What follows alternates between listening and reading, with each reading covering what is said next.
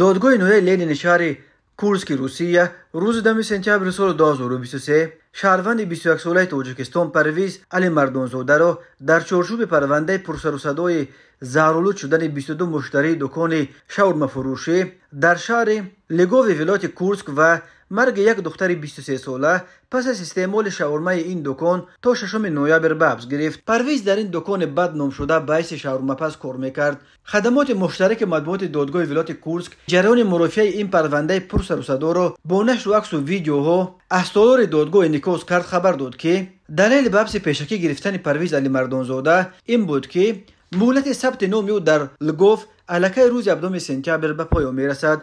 در چنین موردها دادگاه‌ها عیبدار شوندگان را معمولاً بحث میگیرند تا که او از تفتیشات فرار نکند.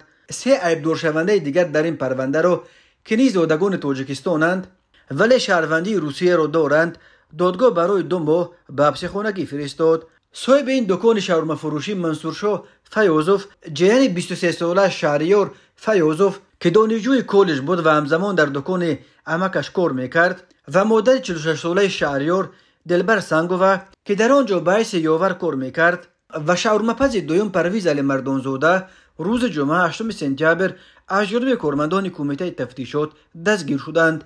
بنا به اطلاع وزارت تندرستی ولایت کورسک 22 نفر از جمله 8 کودک و نورز بعد استعمال شاورما در دکان فیاضوف با علامت‌های زهرآلود شوی به طبیبان مراجعت کردند و یکی از آنها دختر 23 ساله جان داده است. ریاست تفتیشات ولایت کورسک در رابطه با این حادثه بر اساس قسم 2 ماده 238 کودکس جنایتی روسیه با اتهام فروش محصولاتی که جوابگوی معیارهای بی‌خطری نیست و از بی‌احتیاطی سبب مرگ انسان شده است پرونده جنایتی گشوده است. فعالیت دکان بدنام شده بلافاصله بعد روی زدن این قضیه منع کرده شد.